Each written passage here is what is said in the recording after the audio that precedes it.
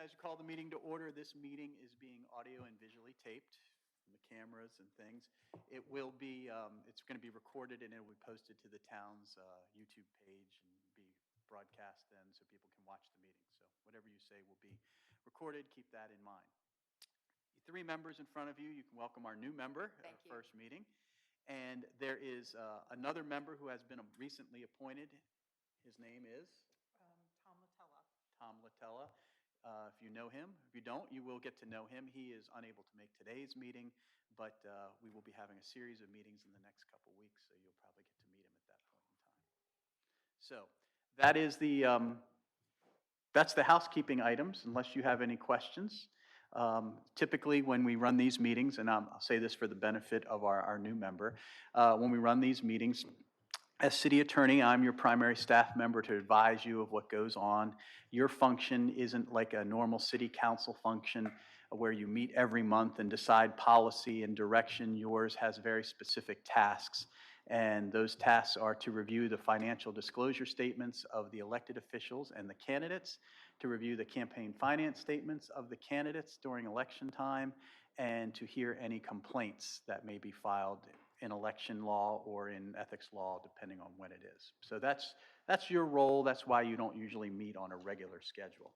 However, as we approach the election, there are several coordinated meetings that have to occur between the ethics board, so your board, and the election board to make sure that the candidates that are running have done everything they need to do, and everything is timed out so that we have some flexibility in when we meet, but not tremendous flexibility. And so we're going to get into that as one of our meeting items because it's helpful for us to set the date in advance. There is always the option of having, if you cannot be here in person, having a Zoom. You can Zoom in. We have that technical capability. You would still get the material because the material was emailed to all of you anyway, so you wouldn't miss out on any of that. But in order to make a quorum, and I know everybody's busy in the time frame, we do have that as an option. So the first housekeeping business, Mr. Chairman, is we have the minutes from the last board meeting, which was in June of last year. And that was the review of the financial disclosure forms for the prior, or that prior year. Does anybody have any issues, changes? No, I'm good. Nope, looks good to me.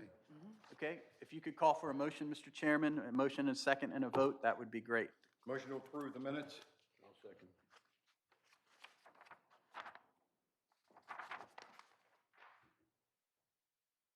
Good. All right, I assume all in favor? All in favor? Aye. Right. Clara takes the minutes. Clara does all our admin work. She's the one that we stress out when we can't get meeting dates together. So Clara doesn't talk much during these meetings, but she is the workhorse behind all of this and just hands me the paperwork to do my thing when I come in. So if you have any ever questions, Clara is the one. Okay, as we go through our meeting agenda, you see we have two major items today. We're going to discuss the meeting schedule and then the new business items of campaign finance disclosure and the financial disclosure forms. Your format is not, again, like the city council where you entertain public comment and policy, because this isn't a policy-making board, this is a review board. You're more like a quasi-judicial board in the fact that people submit things to you and you review them for usually content and completeness. We don't have investigators, we don't have people that we can vet things. So unless there is a concern that is reasonable that you raise, you're looking for completeness. I'll give you an example for our new member. Usually when we have like a financial disclosure form for the elected officials, there's the different schedules. And we all know that to be an elected official, you have to live in town. But somebody will have checked, I don't own any real property in town, and just move on. Well, we know that's not the case. They have to at least live here, and there has to be a disclosure. So that would be an incomplete form where we would say, they made a mistake. Clara, can you follow up with them? And then she goes and gets the correct information. Normally, if it's something where it's just corrected, it's something that needs to be corrected, it's done, no problem. If it's a question where you want more information, there could be situations where you want more detail and you want it explained to you, well, then it would be a follow-up where we get back to you and you all then look at it, discuss it, and decide what has to happen. Your board has the ability to issue penalties. So if people don't comply with the certain provisions, and the penalties vary depending on what is the compliance issue, but in order for your board to issue penalties, it would be more of a investigation, report back to you. And this never happens, so it's a good example. The person says, I'm not filling that out. I'm not giving you the information. Let's say that were to happen. You would say, ask them to do it. We would come back to you saying they refuse to do it. Then you would deliberate on what the penalty should be for failing to comply. Never had that happen, so let's keep that going. So anyway, that's basically how you interact. There isn't too much interaction with the public. In the past, the committee was derailed when you started going through the forms and public people started asking questions about the forms while you're doing it. We found that was time consuming and distracting. So what the solution was is when you finalize the forms after today, we put all of them on the town website. So anybody in the public that wants to see them, review them, do them, instead of coming up there and trying to be the fifth member, they can do it on the internet at their leisure and do that. Then they can always request things. There are times where elected officials may have questions or candidates may have questions, meaning an elected official may say, I've been invited to go to the Orioles game by Senator so-and-so. Is that an ethical problem? Then sometimes they just get the opinion, but if they wanted solid gold from you, they would submit their question, their complaint, their issue in writing. We would vet it for you, we would submit it for you, and you would then issue a guidance opinion, and that's how they would comply. So you really only provide guidance based on a written document. So imagine like an attorney general's opinion in Maryland. They provide guidance after they're asked in writing what the issue is. They have time to research it, and then they issue an opinion out. So that's kind of how we function. Certainly, you can always take questions from the public or comments from the public at your leisure. Usually, we try to reserve that to the end, but usually, the questions we've had in the past are, you should have these laws changed. That is not your purview. And you usually don't make recommendations on what it should be, as you're almost a tribunal. So if people have those kind of issues, we usually direct them to say, hold your ammo, go to the proper place, which is the town council, and then. Okay, so those are the kind of the ground rules. We good? All right, first issue we have is the meeting schedule.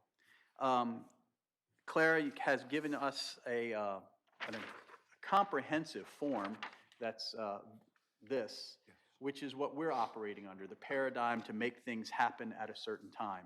Obviously, if you review the code, there are certain earmarked times where a candidate has to file their financial disclosure form, and they're very quick.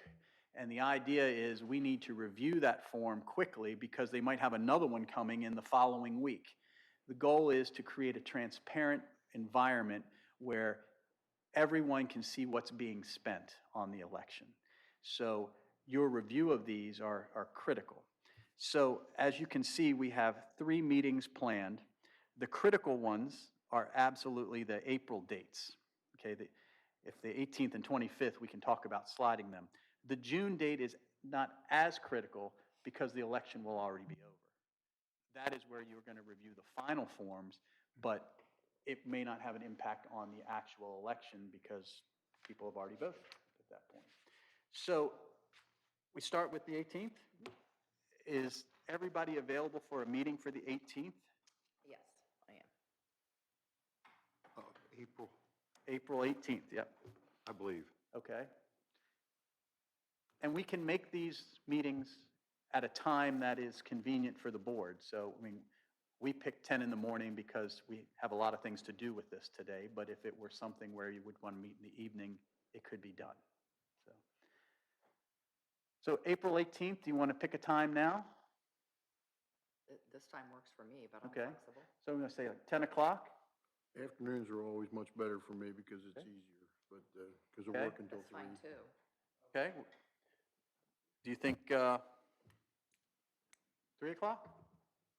Probably do 3, yep. And this is April 18th? April 18th, which is a Tuesday.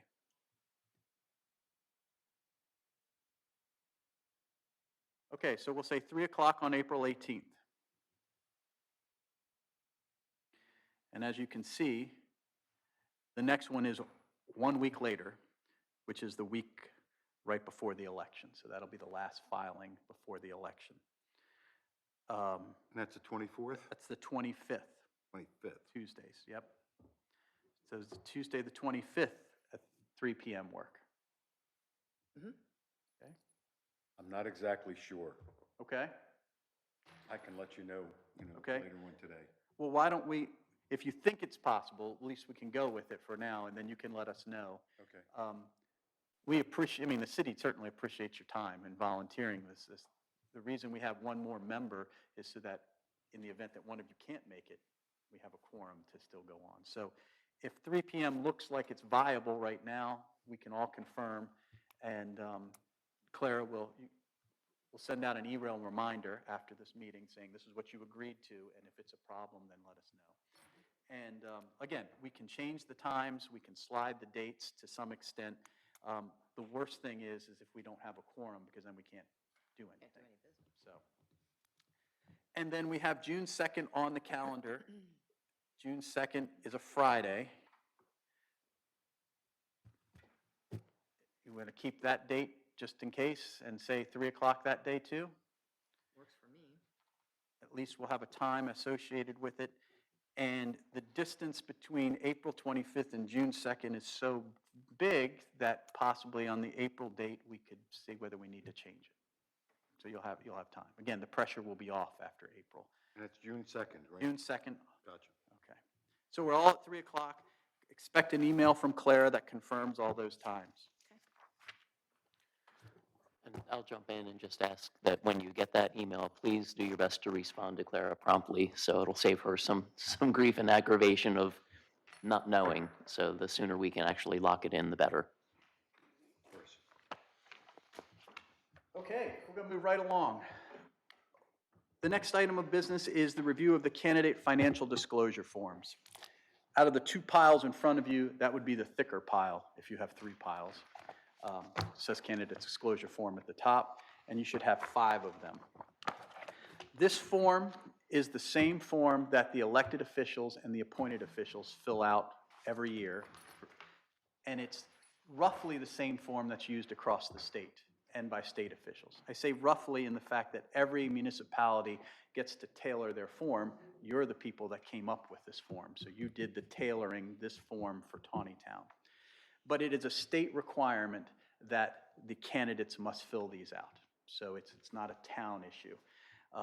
And the thought behind the policy is elected officials have to fill them out when they're in office, so a candidate who wants to run for office must fill this out. Thus, if you say it in the converse, if you fail to fill this out or fail to comply, that statement would be transported to the Tawnytown Election Board at their certification meeting, and they would likely fail to certify that person as a candidate because they failed to comply with the state law. So what you're going to do is, I know these were mailed out. I thought we would just go over them because that would be the easiest. If everybody has a thing, you can go over each one at a time. And the first one I have on top of mine is James McCarron. So maybe we want to go to James McCarron. And I'm not going to talk. I'll let you go through it and see whether you have any concerns. And what we typically do is you all express any concern you have, and you see that you have a Post-it note, because we love those. So you can mark the page with the Post-it note. We have the originals, so we'll take care of the originals, but you can mark your page with whatever question you have. Clara then takes any type of list that comes out of this and goes to the candidates and interacts with them to get it fixed. So with that, I'll let you review Mr. McCarron's, and when you tell me you're done with that, we'll move to the next.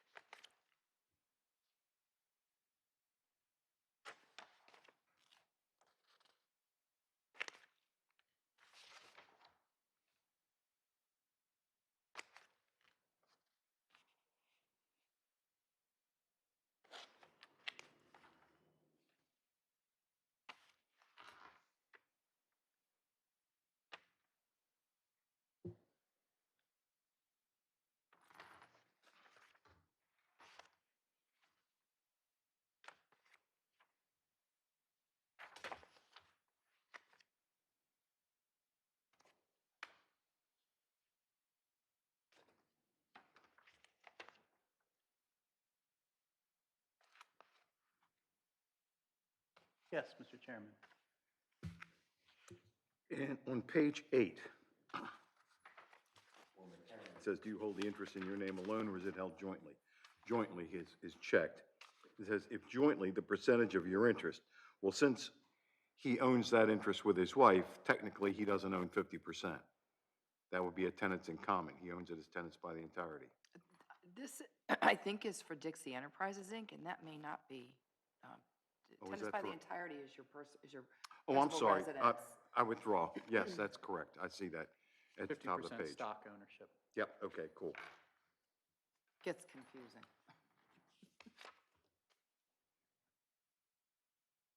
These are also out of order, but I think, maybe not.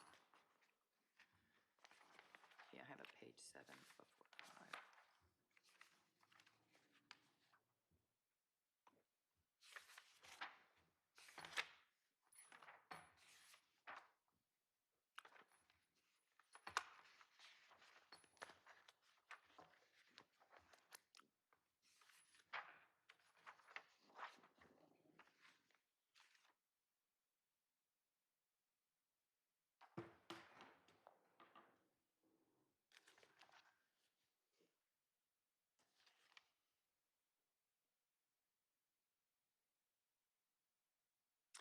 Now, back to your comment on page 5, it says that he is jointly owning the real property at 22 York Street. But unless we see the deed, we don't know whether they've chosen to hold it differently than tenants by the entirety. I don't know whether that's worth questioning. Does it matter? I'm not sure it matters as he's disclosed that there's another, And people don't understand right, that how they own property. right. So, It was important, I think, that there is another interest holder.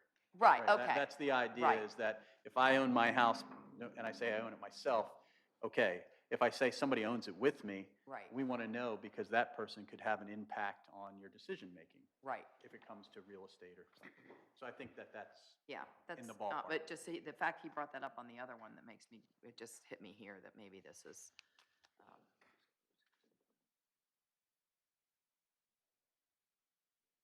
yes. The question on our side was that he has business ownership, but he doesn't have any employment question. you know, I noticed that too. And do they have the option to, because a couple others didn't disclose any income from employment.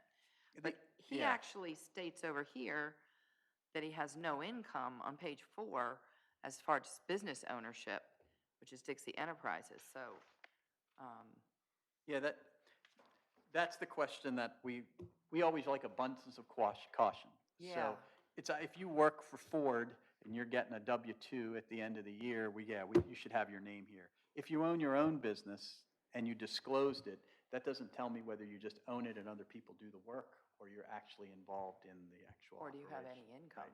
from And it? so we should probably ask him on Schedule A to put his, if indeed he is employed by this, which we know he's a mortgage broker, so he is working there, he should put his name down, and then he should probably clarify what no income means on page 4, because that's just, So it's kinda Dixie just- Enterprises, Inc., that's a mortgage company?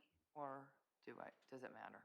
well, that's the question he's gonna. Yeah, okay. If Dixie Enterprises, Inc. is his mortgage company, then he Okay. needs to explain that. Is 22 York Street his house? That's his house, So yeah. maybe he owns the house. Well, we don't have to read into it. He It's has it on obviously vague. Schedule C that's his. Right. So he's going to have to explain how these all work together.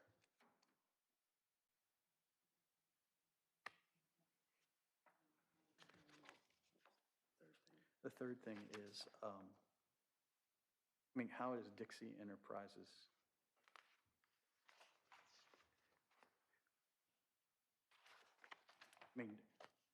If that's his business, then it should be where it is on B, with no income being figured out.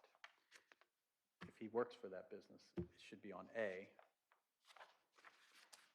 It all has the same address, and his business could have his home address. That could be, Okay. that's legitimate. Right, and it even specifies for which you have income or compensation. Right, because that's what sources of income. Right. We want to know, sources of income. So,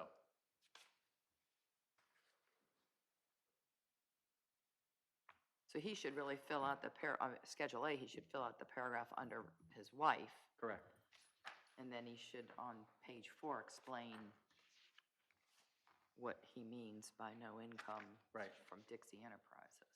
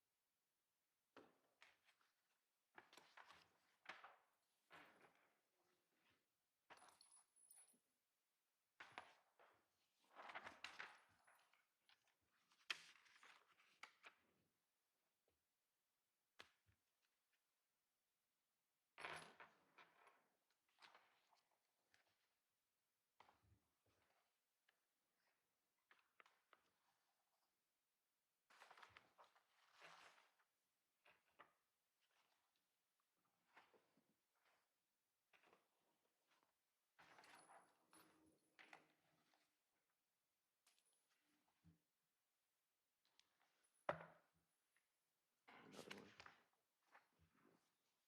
I'm going to take your picture. Shouldn't that be listed in sources of income too? No, I think it's like, that's like 40 from that kind of thing. Because I thought that was something we had.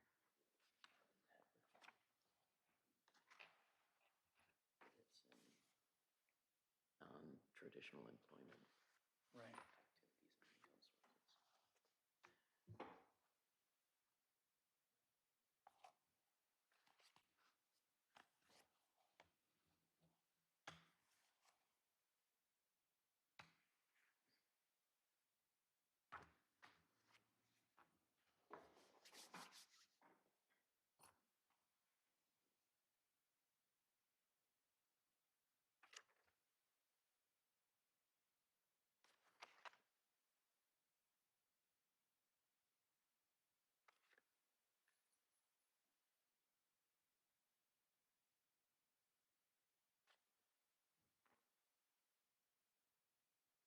Some of you are still studying. Are we still on McCarran? Or do we, is any Or do other? you want us to just keep going through one at a Well, I time? mean, I figured if we're good with McCarran, We can move on to the next one. we can move on to the next. Yeah. And so just tell us, so that way we'll follow. So McCarran has those changes that have been noted. Right. Okay. The next one I have is Christopher Miller.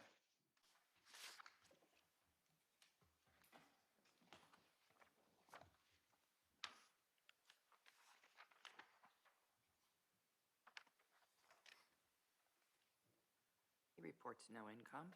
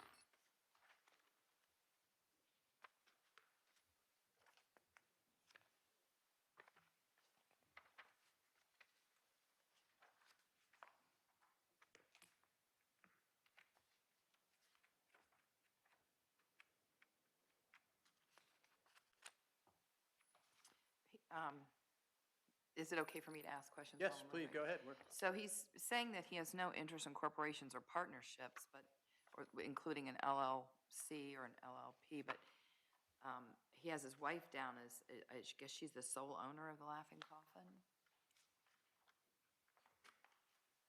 But yet he marks it down on page 7 as any additional interest in real property. I guess that would be, he must be on the lease. Okay. So and he reports no income. So it would be the same page 3 question we did with McCarran. Yeah. So that would be the same as McCarran. And then, And does he have a interest in the LLC as well? right, and that would be page 8, correct? Schedule D? Yes. Got that?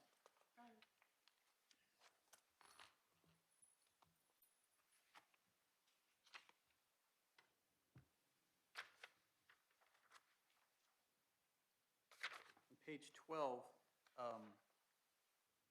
Ms. Miller is a member of your ethics board. But that was the letter that went out since her son is running and you're reviewing his thing that the chairman and I talked that it was probably easier for her to recuse herself from this than try to be here present for that. So that is why she's noted there. It may be more appropriate that that be reflected on Schedule I, because then we would have what position she was with, because number 2 would tell you. I know she's on the ethics board, but if you read these forms, you would not know what position she's in unless Schedule I is completed. So, but that question says, were they employed by the city? This is a volunteer position. Is she also employed by the city? It would be, that would be the only closest thing, I mean. so- Okay.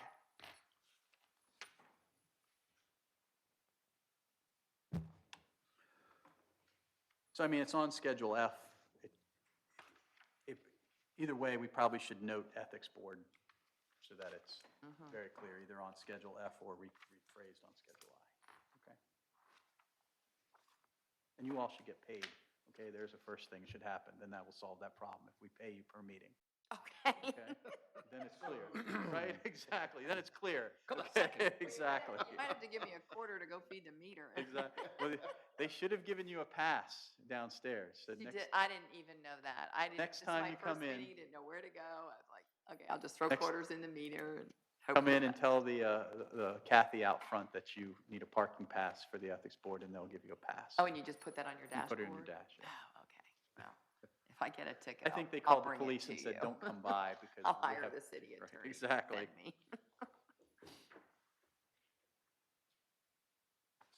So were there any other concerns? That's the only things I saw. I don't think so.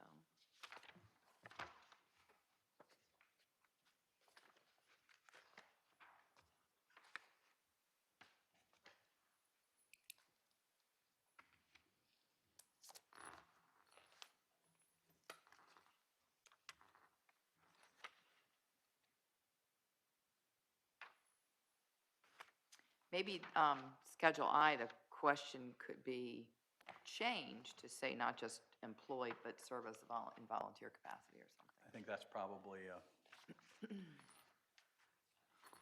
we should make that note so that when we go over these forms again.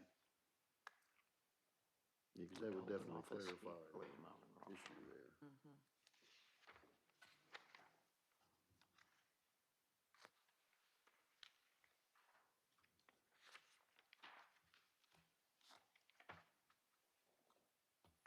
As you find, this is typical because we're trying to do a one-size-fits-all Sure. and keep it consistent with the entire state. Right. And then you got to, well, what about this, what about that? And so, Right. yeah, it's that kind of thing, so.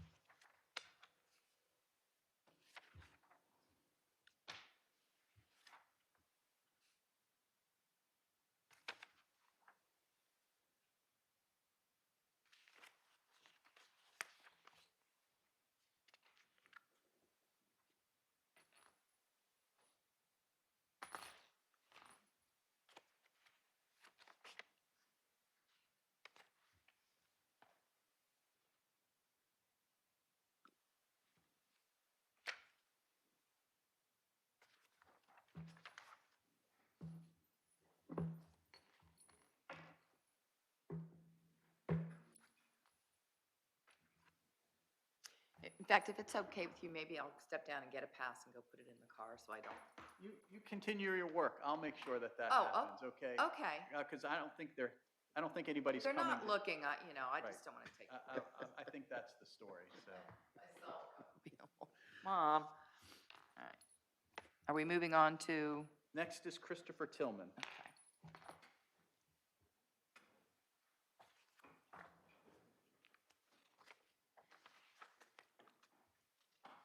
Hey, Kathy, this is Jay from upstairs. How are you?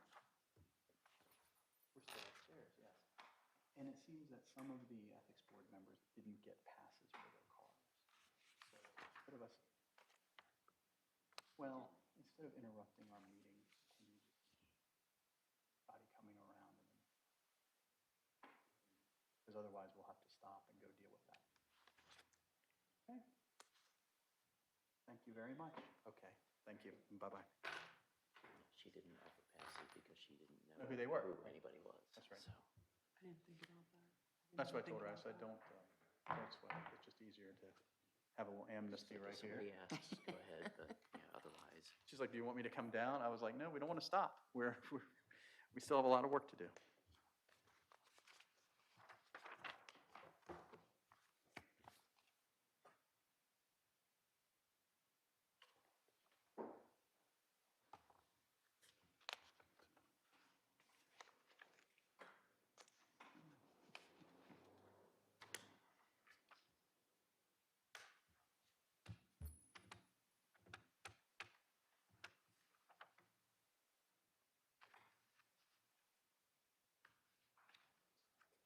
Okay, on page 5, Chris reports that the interest is attributable, but he's the owner and he holds the interest solely, so it would seem that the interest would be direct, but I'm not clear on that. Page 5 for the Schedule C. Schedule C. Okay, Schedule C, yeah, that's, It's number 3. yeah. I guess he had it so they don't have separate pages. That's interesting. It rolls through, but okay. Schedule C.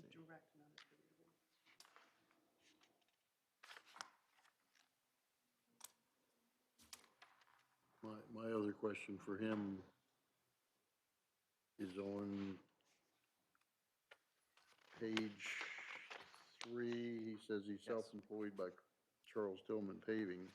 I don't know if he owns it or is it whatnot, but I guess maybe it's Number 3 dad. should be direct.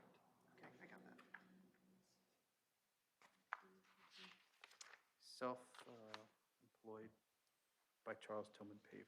Well, the relationship to the filer is himself, but his employer is Charles Tillman Right, Paving. I'm wondering if that's his dad and not him. So it just caught me that it was a different first name, so. Yeah. Because he does not have that on his business ownership, so. But he owns the George's on. Right, but as far Yeah. as the paving company, right? Mhm.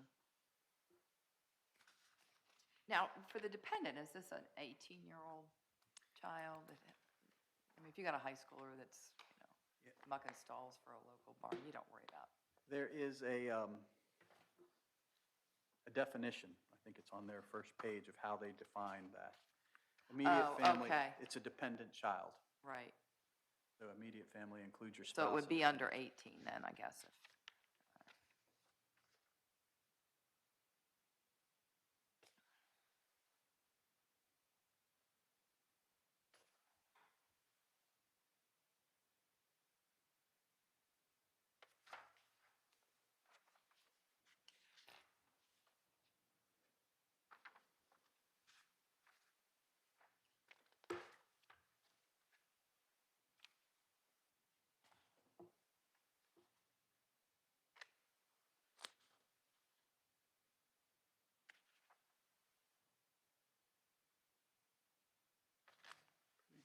involved. One of the interests I note is that under Schedule E, with interest doing business with the city, he has his business interest, but his spouse on the first page, or the first page, on page, the second page 3, is employed by the Community Foundation of Carroll County. Don't they hold the money for Main Street? The Community Foundation holds the money and manages the money for our Main Street revitalization, Main Street program. So she probably needs to fill out a Schedule E that has that disclosure. Because she's doing business with the city. They do business with the city. Got it, page 10.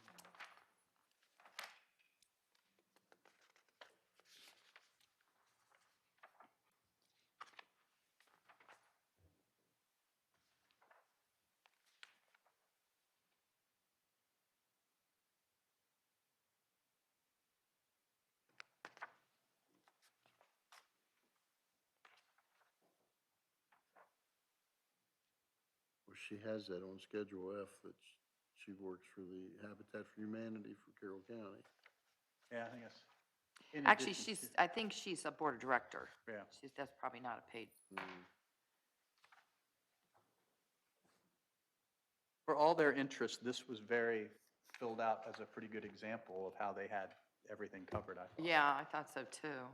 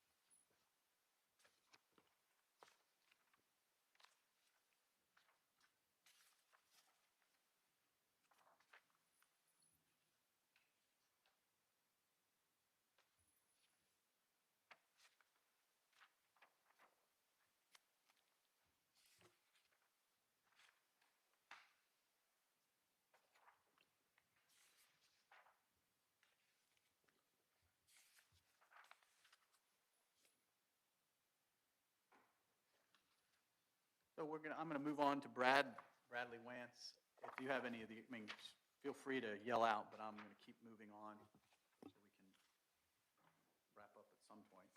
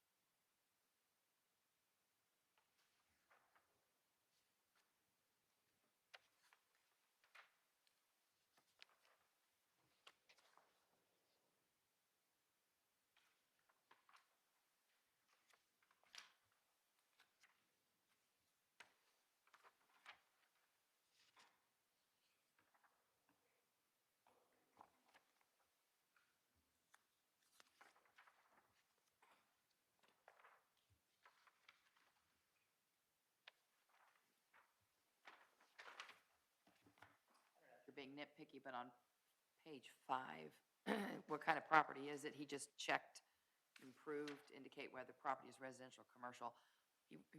Underneath, he wrote that it's his principal residence. The other candidates I noticed either circled commercial or residential. I don't know if that's important enough. Since he didn't actually properly answer the question. Schedule C, page 5. Okay. Under question 2.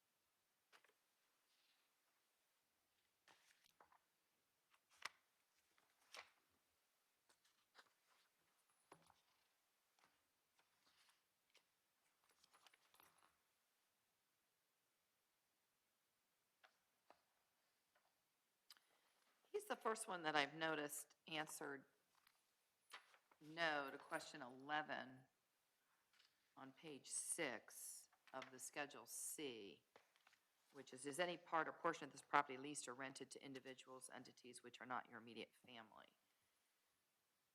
Since it actually is, have you transferred any interest? No. It says, if yes, you would answer these, but that's interesting that, I don't know that follows. And I don't know if it's, Yeah, Right, he didn't need to. You didn't need to do that. you didn't need to answer that, okay. See, when you do, it just brings up more questions. 11, are we saying? He didn't need to answer 11? He did, but nobody Right, else 'cause did. it's- 'cause he checked no for 10, and then it below that, it's if yes. Oh, but No, that's I 10, think A, B, 11 and C, so 11 he should I have. think 11 is Yeah, okay. I think that's correct, that this was correctly filled out, that So, 11. but the others didn't, 11 should have been filled out, not on the others, though. and the other ones, The other- no, the other ones should have been filled out too. 11 should probably have be the new 10, because everybody stops reading if they spell out Right. no, that's right. Right.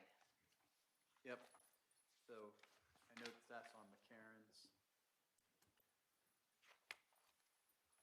I doubt if anybody did besides him, because I didn't read it. I don't that think way, anybody so- did beside, it's like it's a, if yes, then you answer the next batch. and because then- honestly, if I didn't see anything beyond there, I didn't Yep. really look myself, and I just, because he answered it, now he brings it up for everybody. Everybody.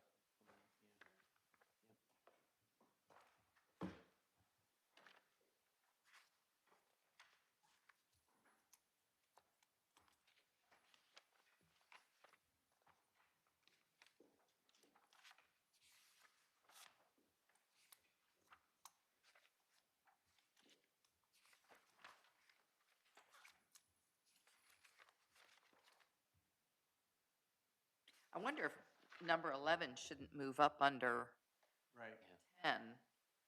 that's what, it should be the new number 10, so that Yes, you don't end the form right there. yes. Mhm. Right, because it, yeah, it does.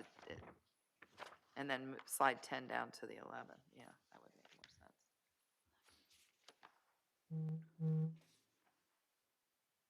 Should we revise that for, well, not this time around. We'll have a Yeah. form LBMS, revision. Yeah. party.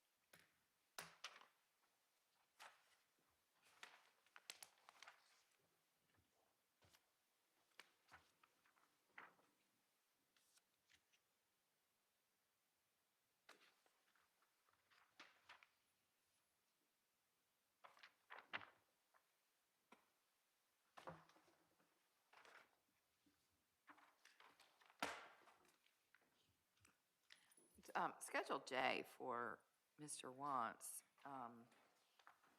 Disclosure of office directorship or fiduciary relationship. I mean, he is the current mayor, so but this question isn't really, it's giving examples of HOAs or service organizations, fire, rescue, church organizations. So he answers no. But I guess we know he's mayor because he answered that's a source of income on page 3. Yeah, that's what I figured that, out of all the candidates so far, that would point that out, I guess. Yeah, that okay. It's under Schedule A.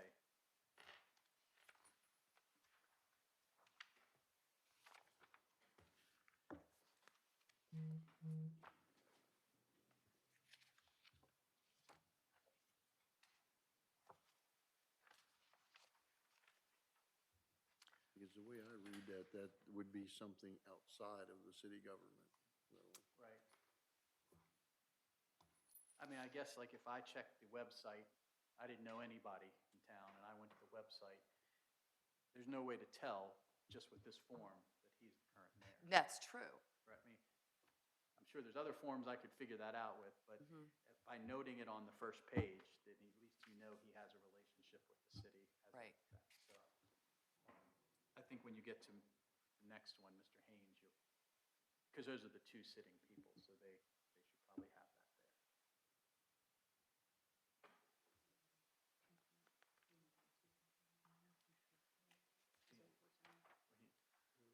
I think Brad's is okay, but Dan has to kind of come, but he has other issues too.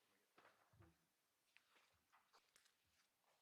that. Moving on to Mr. Haynes, he did not put any income, in Schedule A, he did not fill Yeah, out. we can move on to Mr. Haynes. I mean, at the very least, it should have where he works. Right. Because we know, and his position as a council person. Right.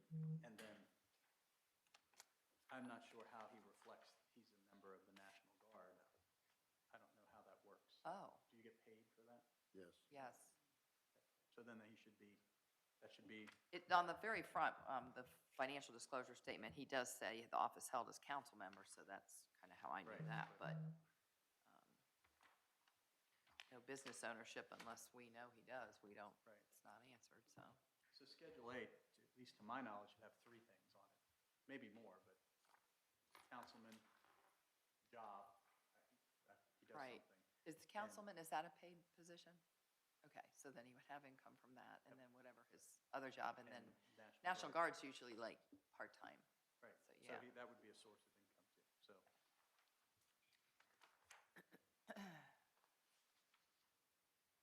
And then I noted on page 5, number 3, it's the same, maybe people don't get a direct or attributable, but maybe Well, that's he not doesn't important. own that. This is a rental property, so I don't think he would even have any. Well, you He still would have an interest on the lease. That right, because gives we him- wanted to have, what's your interest?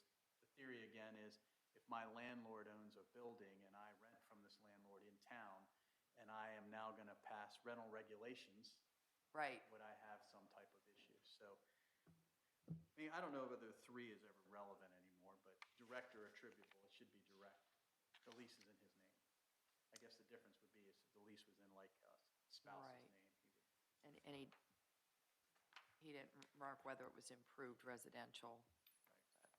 We clearly know, I don't think he's sitting on a vacant lot, right?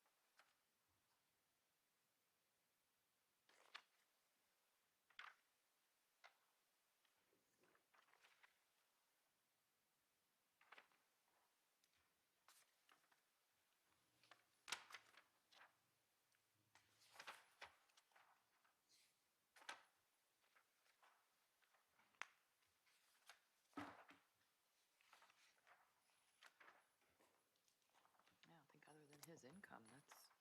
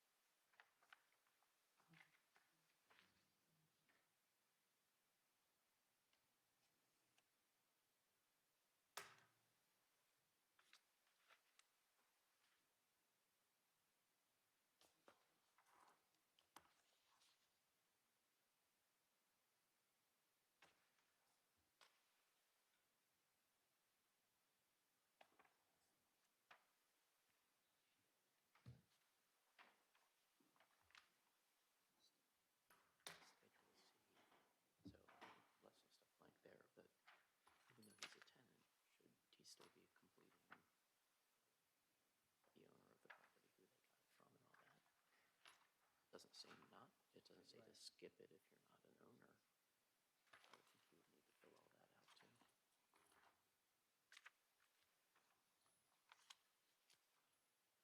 too. Right. I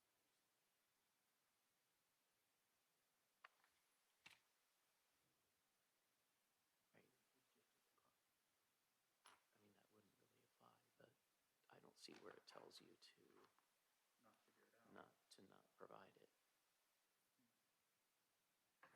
Again, probably the forms would be clear. I'm surprised we haven't encountered this with his regular ones. So that's C6. See, yeah. Which is not complete. I mean, he might not have some of that information, which is probably why he didn't complete it.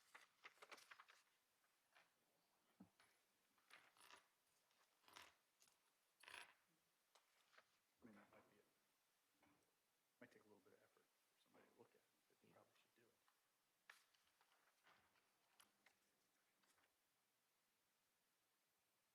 probably should do it. Okay, so back to where we were.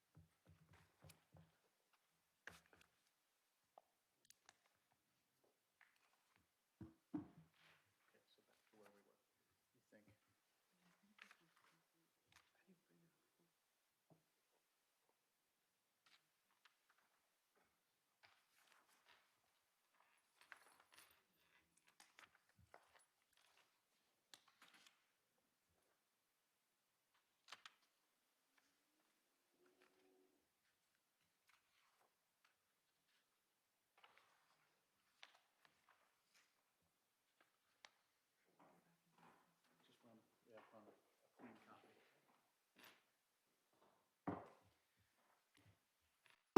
So are there any more on Dan Haynes? Dan Haynes, that was my last one. That's the last one that I have, but we've noted about this, page 3 thing where he doesn't disclose the National Guard or his, Yes. Mhm. so, okay. Okay, continue on. I'm just going to transition here. The plan is that these forms, as you have them right now, will be put on the website, because this is what they filed. And then they will be requested to provide all this information on all of those issues. Clara has. Of course, we do it in, so that they can come in and they will file an amended one. So if we want to use numbers, I don't know that they'll be numbered this way, but this would be filing number 1. And then the amended one that comes in will not just correct this, it will be filing number 1 amended, so that people can see what you filed versus what the things were. If we run into any problems where somebody can't, won't, doesn't understand, disagrees, whatever, then we'll bring it to your attention at the next meeting. The problem is that your next meeting will occur after the certification date. So we may be telling them, you will have to have a special ethics meeting if it's a problem. You get the idea. I'm trying to say they should probably do this because they can't just wait until the next meeting where there's a possibility they may not get certified. So I don't think anything in here poses any type of problems. They may disagree that I shouldn't have to list it, but you might as well list it and be done. So I don't anticipate that you'll see these anymore, that this will be done, and you won't have any more of these to deal with during this election cycle. Okay. So we're going to move on. The next exercise is to review the campaign finance reports. So the city of Tawnytown has its own campaign finance law. A handful of cities in Maryland have them. The state of Maryland has one. This is something that the city itself enacted. It is not required by the state, but the city several years ago wanted transparency in how the elections were done. So these are the forms that you will see again, because every meeting is going to be about us reviewing these same forms. And there's some intricacies because it's new. Again, it's new. It's been around for several election cycles, but for lots of local candidates, they can't believe they have to fill something like this out at all. So in general, to explain it before we look at the form, in general, when you want to run for office, you have to file a form saying, I want to run to office and give us pertinent information. You have a copy of those, it's the first page, but that's not your concern. That's the election board. They're the ones that review the certificate of candidacy. Your concern is starting after that, which is the financial disclosure forms. Clara brought us a clean package because what we noted is that you have them in front of you, but you don't know whether pages are missing because there could be some that they didn't file. So we have that to compare to. Like any filing, if it's not applicable, you usually put NA and still file it with it, so. Page left blank Right, intentionally. exactly. So they'll be filing these same identical forms several times during the process. And the best way to explain this is it's like a checkbook. A lot of candidates can't get that. It's how much did I bring in, and what did I spend it on, and what do I have left? And so it should be a running total in the end. So the second form should pick up with what you had left and what you brought in and so on and so forth. There are restrictions about what you can bring in, meaning how much you can accept as a donation. There are restrictions about when you can accept donations, like in the last week, there's issues for that. There are restrictions where they cannot accept cash donations over a certain amount. They cannot make cash expenditures. So all those restrictions are not going to be reflected in these forms, but they may be, I'll point them out if there's an interesting part about that. The city, in its campaign finance law, has what's called a self-funded candidate. So if a candidate declares themselves self-funded, they fill out an affidavit and they say that they will not accept donations and spend more than $500. Okay? In return, the law says if you do that, you do not have to open a bank account for your campaign. You can just do it out of your pocket. You still have to fill out all the forms. You got to show how much you spent, yada yada, so we can track that. But that's what you get for being a self-funded candidate. If you're a candidate that funds everything themselves, but it's in excess of $500, you still have to open a bank account and track that. The reason being, you all can request the candidates provide you with a bank account statement. So if you decide to audit this, and so they don't provide it as a requirement, but if there is a concern and you want to audit this, and we've had this in the past, you tell them, provide me the bank account statements. And again, it's like a checkbook. This should match your bank account statement. So that's why it's important when some of these, they say they're self-funding and they fill out the affidavit, what they have to tell you is the same, but what they're doing behind the scenes might be different. So that's pretty much what we have here. The one that I have on top, well, I pulled that on top on purpose, was Jim McCarron's, because that will give you an example of self-funding. So the first page in our packet is the nomination form. Again, Board of Elections will deal with that. And I say Board of Elections, that is not Carroll County. We call it, the technical term is the Board of Election Supervisors. I say Board of Elections, it's all Tawnytown. There's nobody else but us involved in this. So they will take care of any errors on this first They page will take care of the that are first noted, page, because yes. I've noticed some. So then the second page that you should have, the way they have this, or at least Mr. McCarron, has basically a schedule, the summary report. So we just use him as an example since we're getting warmed up here. He's got his name. He had $6.10. I don't understand that, but because it should be zero, unless he had something in the past. But in any event, he's added $200 in his mind that he is going to spend on this campaign. So in his mind, he is spending $206.10. So the question that I would have in reviewing this is, where did the $6.10 come from? Which, as you know, balancing your checkbook, a month from now in several forms, we'll wonder why are we $6.10 off. So that Right, would it be, doesn't add up to 9, so it's not a transposition error. exactly, that's it. So that is that. He received no in-kind donations, which would be proper because he's not allowed to receive donations. He doesn't have any loans, although stand by on that. Okay, the next form usually should be the front page. So from now on, you'll see that as the front page. It'll tell us his name. He says bank account PNC. Again, he does not have to have a campaign bank account. So we will have him change that so there is no bank account reference. So he wouldn't need the account number either. Need the account number at all. Because the big reveal is the next page. He's self-funding, and that's where he filed his self-funding affidavit. Says everything I just said, and that's why that. You go to the next one, which is contributions, and you can see he has contributed $200. So that's great. That seems that that's accurate. But if you go to the next page, Schedule 3, you can see he is He's calling that a loan. calling it a loan. So, no problem. It doesn't make a difference in his case. In a normal candidate's case, if I took in campaign donations, I would be able to pay myself back my loan with the campaign.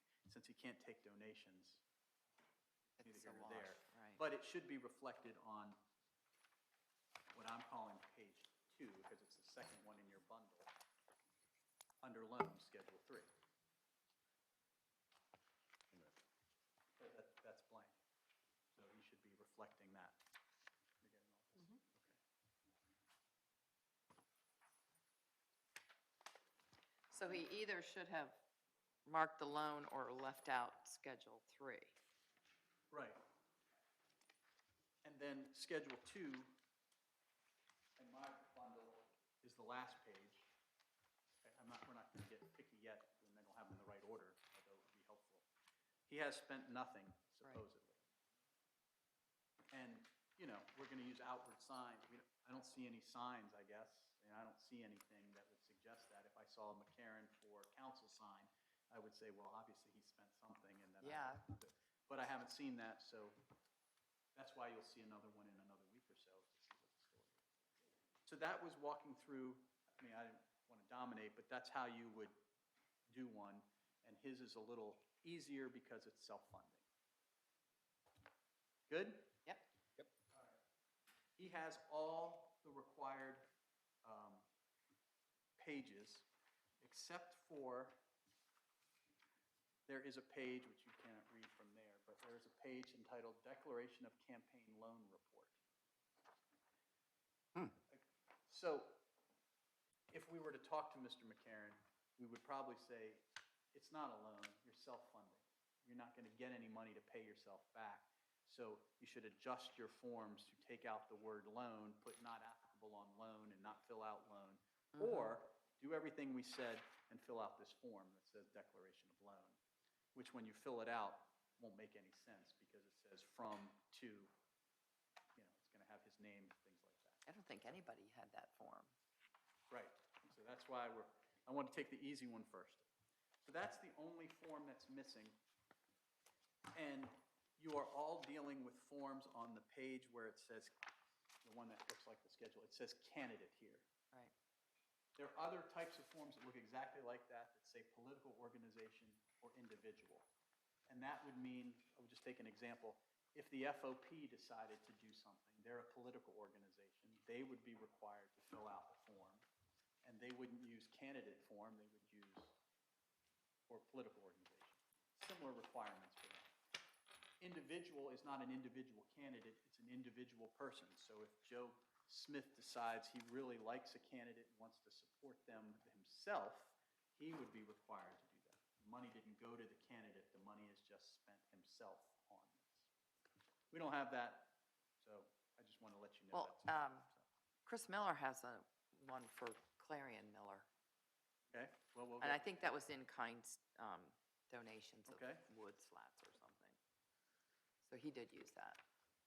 okay. So we're going to say, unless you have other concerns about McCarran's, Jim McCarran's needs to be changed based on what we saw. But the Right. numbers, aside from the $6 that he's going to need to explain or whatever that was, that has to be clarified.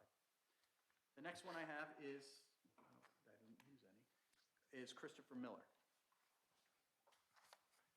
first page, not relevant to us today. The next page that I have is the summary, like a bank account. Schedule 1 then has the list of all the donations, and you can see Mr. Miller is self-funding, but not under the terms of our law. He is paying for almost everything you see on the first page himself.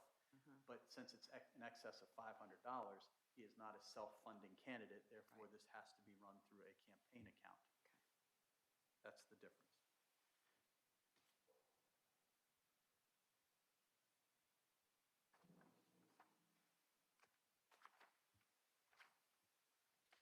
There's a note here that I can't quite read. It says $2, around $2 discrepancy, looking for it, lookers for, I guess it's looking for it.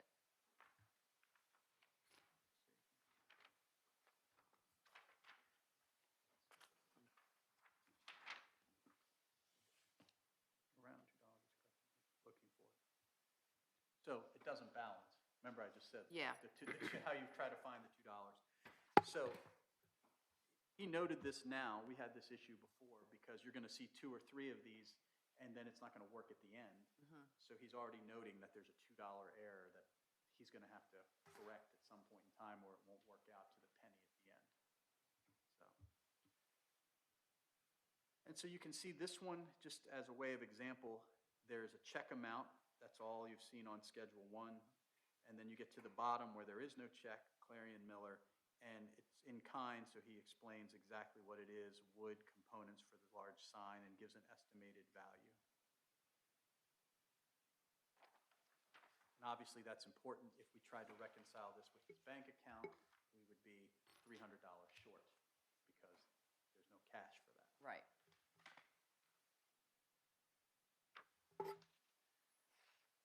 The expenditures, again, as an example, they're filled out so you understand what they're for on the far right in column 6. In column 4A, how he received it or spent it. You know, in today's day and age, you don't write a check for everything. You have to have a record of everything, and you can't spend them in cash. So there's a debit noted, so he's noted what's a debit and what's a check. And then the last one, he's noted estimated, where it says the marketing company for Sykesville, it's estimated at $800, and it says payment of service, there's a contract. So the way that our law says is, if you have not received the bill due, you still must estimate the amount of expenditures in this period. Because you don't want somebody to go all the way to election day and not have it told at what they've expended, then all of a sudden there's a huge expenditure that would have been relevant. So he's giving us an estimate. And so again, if you were going to reconcile this with a bank statement, it's not going to be perfect, because this one would have to be taken out as an estimate. So the only question I have is that on the second one, he has the vendor's Laughing Coffin design and something 50 signs print locally. So is he running that through the business, and is that? We'll make a note to inquire, because that's Okay. what we found from the other form was Laughing Coffin. So it looks like he paid the business to do that, and the business did that, so. The business may have the account, and he just used it as his own, but, That's yeah. what I would imagine. And then you can see we went on to page 2 of Schedule 2, so the second page. It has more of the estimated issues, where they're estimated for the same one in the prior, estimated for Laughing Coffin, and you can see what those are for, service contract for website. And then the PNC Bank is the estimated fees. Because I'm sure this is in the middle of a monthly cycle, so he's estimating Right. what it will cost.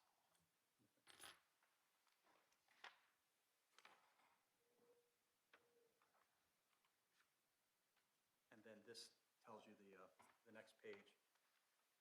More description of the in-kind, which is, was listed already on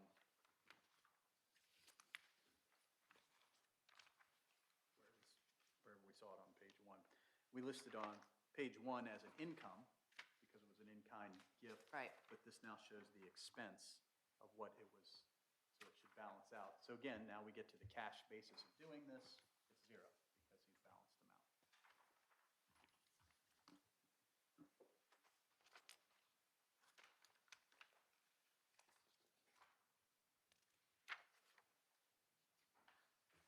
And so as we move to the next page, that's where you saw the individual from Clarion Miller.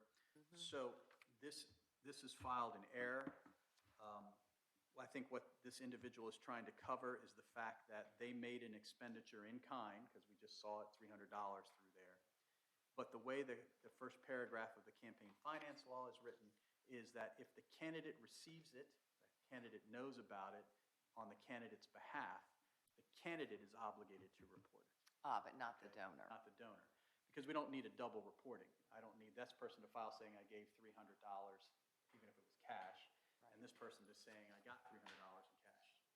As long as it's reported from the person that is dealing with, so the candidate is responsible. Okay. If Clarion Miller did this himself, he was putting a sign up, he was doing whatever it was supposed to be on his own, Right. and it was never through Mr. Miller's campaign, then he would be obligated to do that. Okay. So that's where we get to the point where if somebody says, well, I'm going to give you postage, here's stamps, that's an in-kind contribution. Right. Your campaign receives it, it must be listed as a donation. You can't receive more than $500. Fine, and you listed the whole thing out. If I just to send my own mailer out saying, don't vote for Joe Smith, that's on me, and I have to do the filing.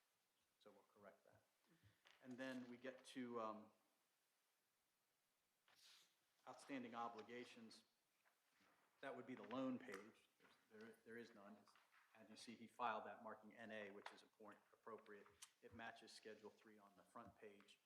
And because there is no loan, there's no need to file the loan disclosure statement that we talked about with Mr. McCarron. Okay. I would think on the summary report, just cash balance beginning of period should really be 0 and then show the $8,000.25 Right. coming in. I was going to ask and that just- too, so. Just kind of like we Because this talked is about their with first McCarran. report, so they should be starting with nothing. Right. Because honestly, if he's, didn't add correctly, it should have been $16,050. And that, I know our chairman, we went through this once before, trying to add the numbers, and if you don't have them in the right spot, it never gets there. Now, it doesn't apply here, but since we want you to have a basis as we go forward, you can keep a campaign account after you're a candidate open, right? We do it in Congress all the time. So technically, if there was an existing campaign account, there was an incumbent that was running, or a candidate that ran before, there Right. could be a balance in that account. Right. And that's what they would be disclosing on there, and that's what we'd want to see. Right. To say, And then okay, if he added in additional monies to it, then Right. it should have been $16,050.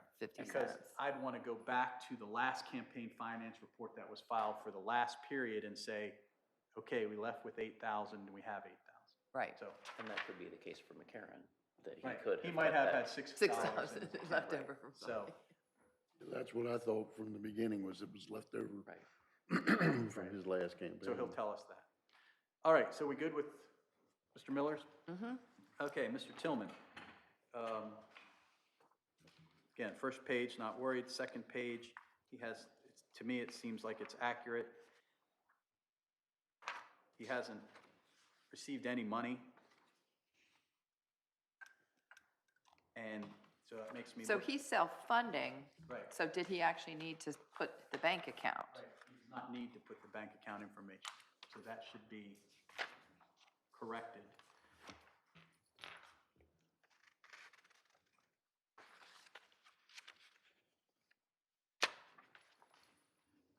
Should So his that is- be redacted before, since it's not a campaign account?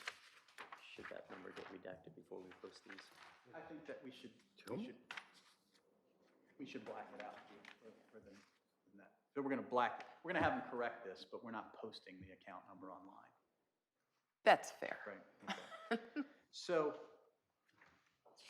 he doesn't need the loan form, Right. because there's no loan, he doesn't need to sign that. And everything else was straightforward, because there's no expenditures and no Right. income. Right. He's just using Facebook, I think. That's the old-fashioned way. All right, the next I have is Bradley Wance. So I don't know this, but he had run before, obviously, so the 6352 could be the prior balance. And as with all these, we're gonna ask, Clara's gonna ask, where did the 6352 come from? If they tell us that it was from a prior account, we will just out of hand pull the last one to verify that it was there. Okay, we're carrying these two. So, contributions, expenditures, balance, and he has zeros on everything else. Again, the candidate form should be in the front page. So he spent from himself $900. Schedule 2.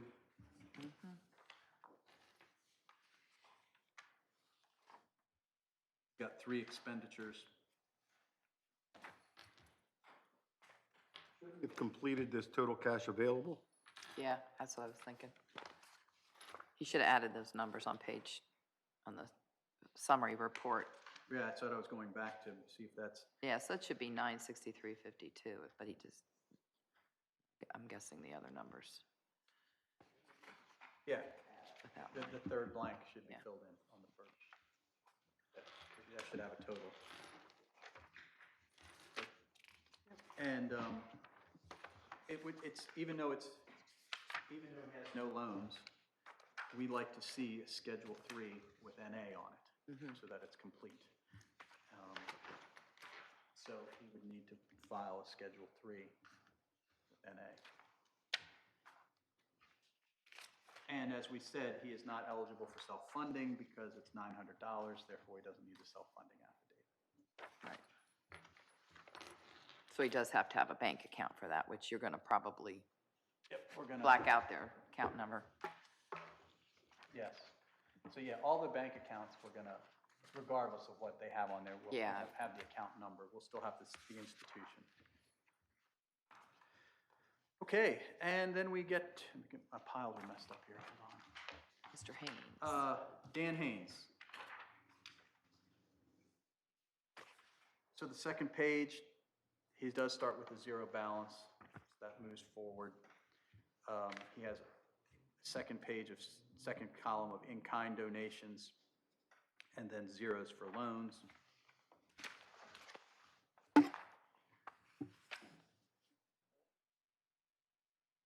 We have not added these, by the way. We did not do their math for them, so, you know, I'm assuming that they've done Right, that, right. we made that mistake years before, but we'll. So in any event, we have what he has put on a credit card for expenditures, and then his,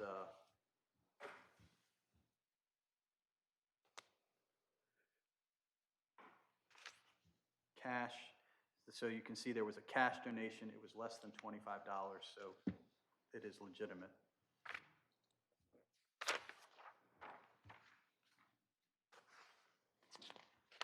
So how are people making a donation to his credit card? Or this is their credit card used to donate to his account? Okay.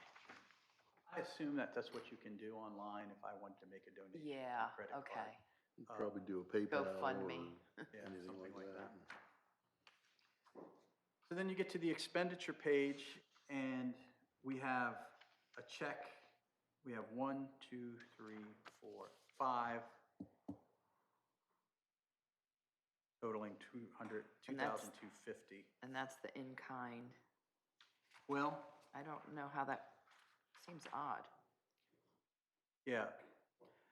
There's more to this story, but I want you to review this as it sits before we get into the more to the story. Well, did these people pay the Right. media person directly?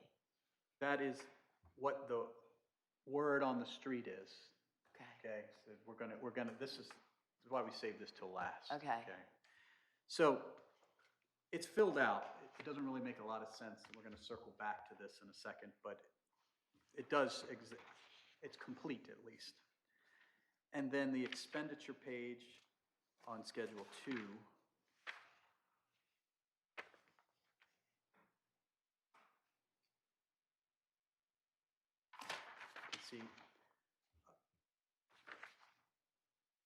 So the concern that it has just from presenting this without any other issues behind it is that it would seem to me that the $500, I'm on Schedule 1, column 4A, Mm-hmm. should probably be column 6B. Yes. Because unless he received the cash, Right. in which case, if he received the cash for the media package, then on Schedule 2, we should have An expenditure for the media package. right? Right. So you can't treat it as cash if it's a non-cash item. So that is, at a minimum, part of the problem, part of the thing here. So we got how that is. Otherwise, we should be seeing a check. He doesn't have to provide that, but I should be able to say, I want a check that shows me a donation to you from Mark Stevens for $500. Right. I don't think that's the way it is because he's saying it's a media package. That was an in-kind donation. Are the Stevensons, do they have a media company? No, they have a business here in town, or Mr. Stevenson does. Okay. I think it's the Rheindaler Carriage House. Oh, okay. Oh, I met her. Stephanie, I think I met her. We're gonna, Yeah, that's complete, but we're gonna need put a to little ask some asterisk near questions. that. Yeah. It continues with Schedule 2 with the other normal expenditures that were put on a credit card. And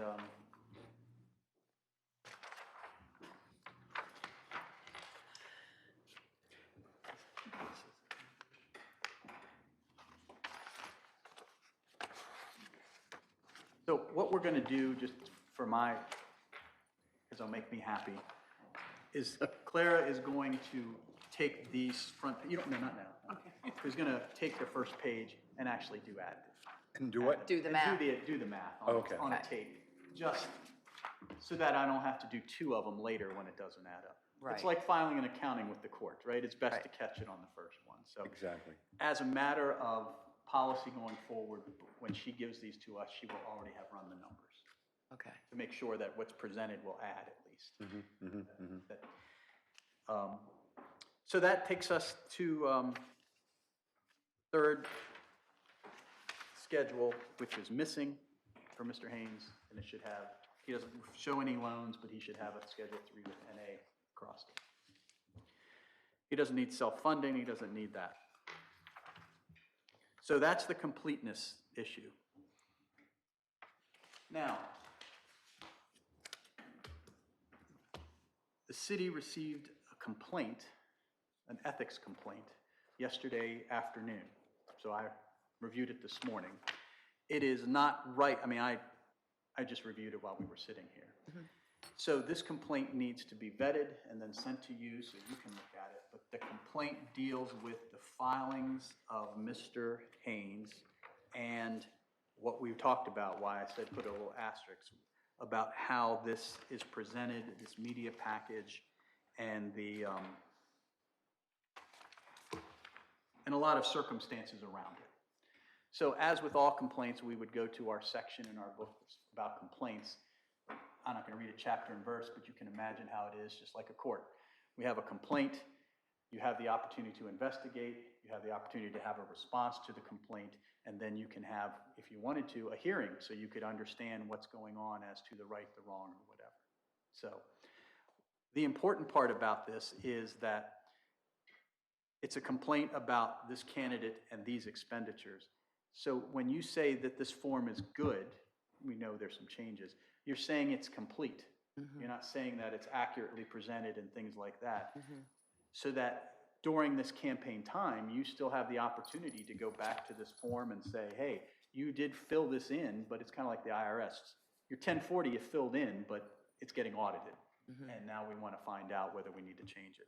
So my proposed purpose here would be to say that you have Mr. Haynes make the changes, so his form is complete. And then we will review the complaint, circulate the complaint to you. We will have an opportunity to get more material together for you. And at your next meeting, we can discuss the complaint at that point in time. it may be relevant, and I'll talk to the chairman about it in between, but there may be more information you want. And we don't want this to drag out, but for example, we may need to see from Mr. Haynes, show us the check, show us the receipt, show us whatever, show us. And from the complainant, we may say, okay, well, we need some names. We need to figure out who these people are. I mean, it's pretty obvious, but we want to connect the dots so that you can do a due diligence in at least getting the material. Because I think it'd be a waste of time if we come back in 2 weeks and then you start figuring out what you want to do. Right, I mean, yeah. We kind of can figure out what needs to happen to get it prepared for your review. Okay. So I wanted you to be aware of that came in, and it is related to that form. The question then that we have to discuss, so if we're good, I'm going to move to another technical issue, is that your board has the power to tell the election board that the campaign filings or the ethics filings are not sufficient. So if you find a violation of the ethics law, which is what the complaint's going to say, there's a violation of the ethics law, your board would be able to say that violation is so egregious that we feel you haven't complied. And if you haven't complied, it's just like not complying with filling out a form. We are not going to tell the election board that you are compliant, and therefore the election board may not certify you as a candidate. Could happen. If we wait until your next meeting date, not going to happen because the certification date is on our form, but 2 weeks from yesterday. Oh, I think that's on this, yeah. So, help me. April 3rd.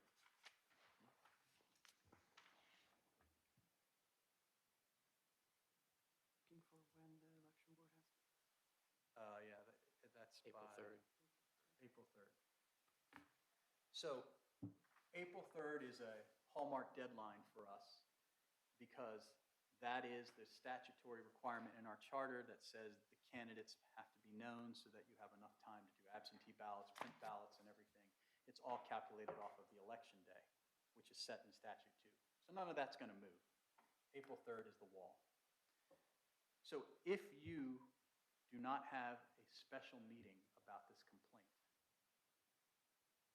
then it's largely the complaints, there's not much you can do about it. See what I'm saying? You're going to miss an opportunity to at least have some powers to do something about this because your next meeting is until April 18th. So, that said, this is the 11th hour filing. If we'd have had it earlier, we could have incorporated this in.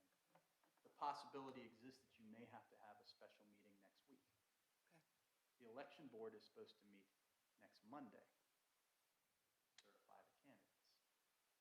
But that doesn't mean they can't meet again too. Okay, so we're not going to be driven by their schedule.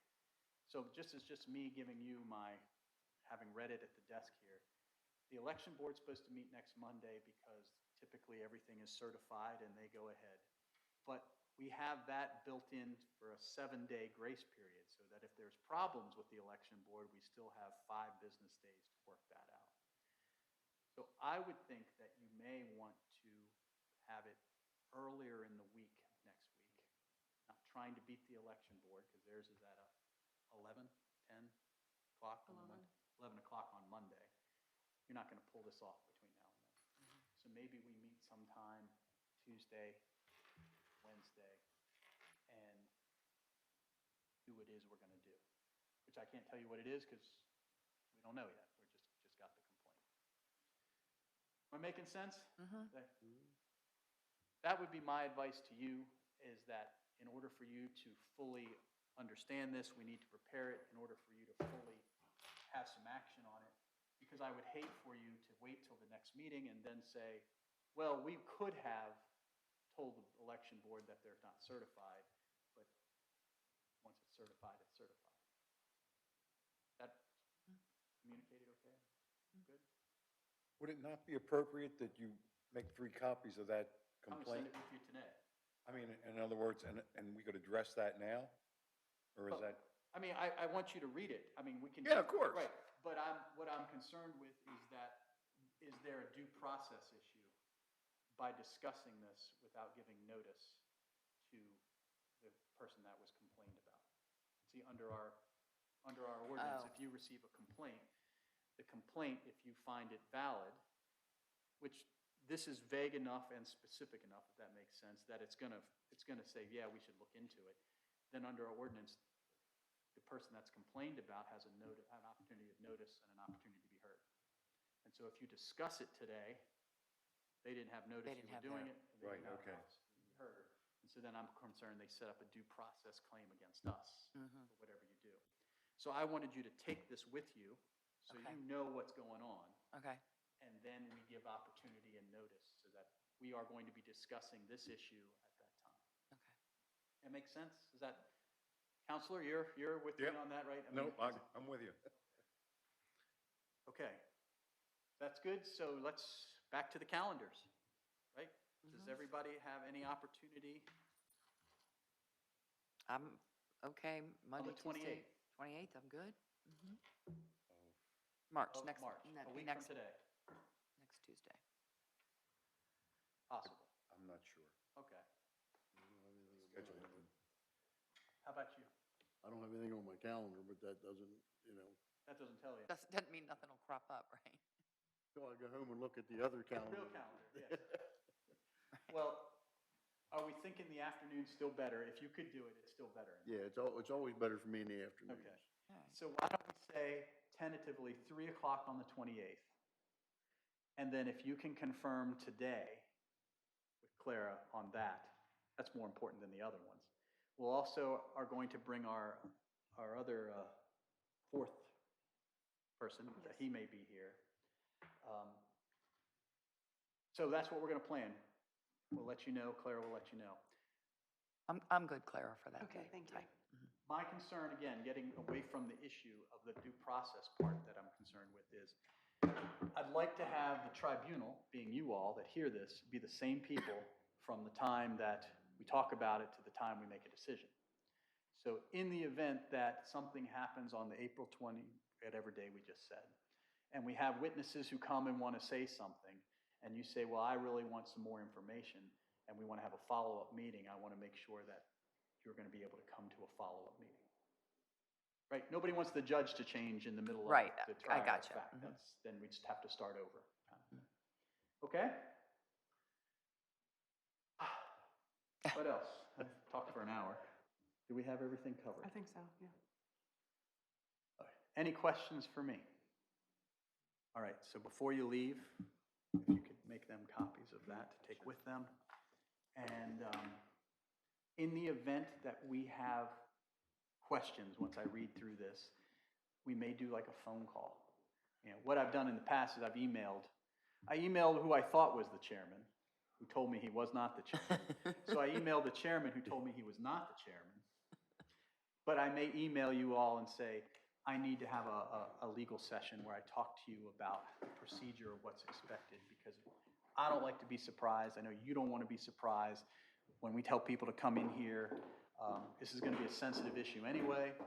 We want to have all our stuff together. So I may just say, can we have a quick call one evening and just talk about what my theory would be of how you might handle this issue as far as logistics? Okay. I mean, the merits are, you're up to you to say, but like, do we want to have a witness? Do we want to call people? What do you want to hear? What do you want me to do for you between now and the hearing? Think of it like a judge. They don't want to waste their time having 2 hearings. They want us all to have everything ready so when they sit there, they can, and you guys are the judges. Right. Okay? Seem reasonable to you? And we have the power, you are subject to the Open Meetings Act, and all these things are thrown at you, but meaning all your deliberations are in public unless there's an exception to why it shouldn't be, and an exception is for legal advice. So there is no problem by having a closed session for legal advice. Okay. At some point in time, you can have a closed session that doesn't even fall into the Open Meetings Act if it's more of an administrative nature, which is what this would be.